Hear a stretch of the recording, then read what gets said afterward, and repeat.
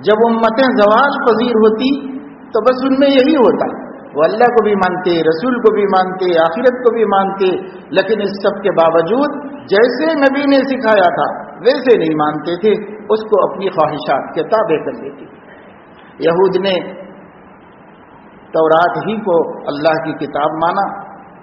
لیکن جب ان کی خواہش نے کہا کہ عیسیٰ علیہ السلام کو نہیں ماننا چاہیے تو انہوں نے خواہش کا اتباع کیا، موسیٰ علیہ السلام کا اتباع نہیں کیا۔ انہوں نے تورات میں رد و بدل کر لی، غریب آیا اس کے چوری کرنے پر ہاتھ کٹوا دیے،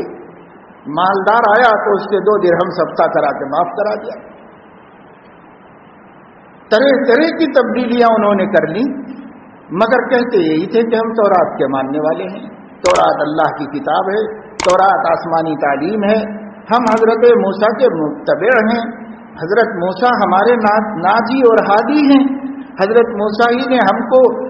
اللہ کے قہر و عذاب سے نجات دلائی اور بچایا ہے،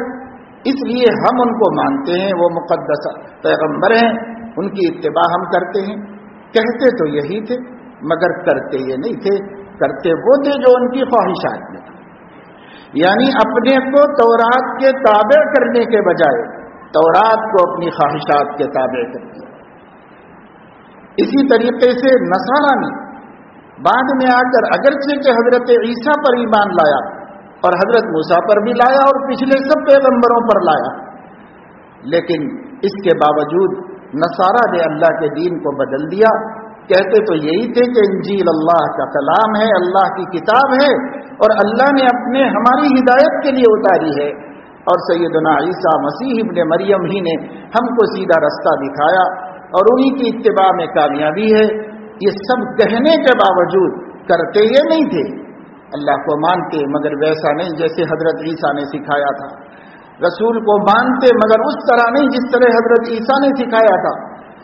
اعمال کرتے تھے خیر کے لیکن اس طرح نہیں جیسے حضرت عیسیٰ نے سکھایا تھا، تو ان پر بھی زوال آیا اور وہ بھی گمراہ ہو گئے، اور اللہ نے ان کو بھی ان کانوا من قبل لفی ضلال میں شامل فرما دیا، وہ بھی اس میں چلے گئے۔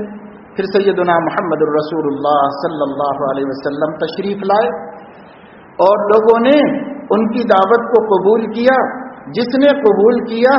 اس نے کسی پیغمبر کا انکار نہیں کیا، تمام پیغمبروں کو مانتے، تمام پچھلی کتابوں کے اوپر ایمان لاتے ہیں اور تمام شریعتوں کو برحق سمجھتے ہیں، اپنی ہدایت کے لیے حضرت محمد صلی اللہ علیہ وسلم کو اسوہ حسنہ اور سب سے بہترین نمونہ مانتے ہیں، انہی کا کہنا ماننا، انہی کے رستے پر چلنا، انہی کی سنتوں طریقوں کا اتباع کرنا، اس میں اپنی نجات تسلیم کرتے ہیں۔ لیکن جب جیسے جیسے زمانہ نبی کریم صلی اللہ علیہ وسلم کے عہد مبارک سے دور ہوتا چلا گیا، ویسے ویسے یہی پرانی بیماری خود مسلمانوں کے اندر بھی در آنے لگی۔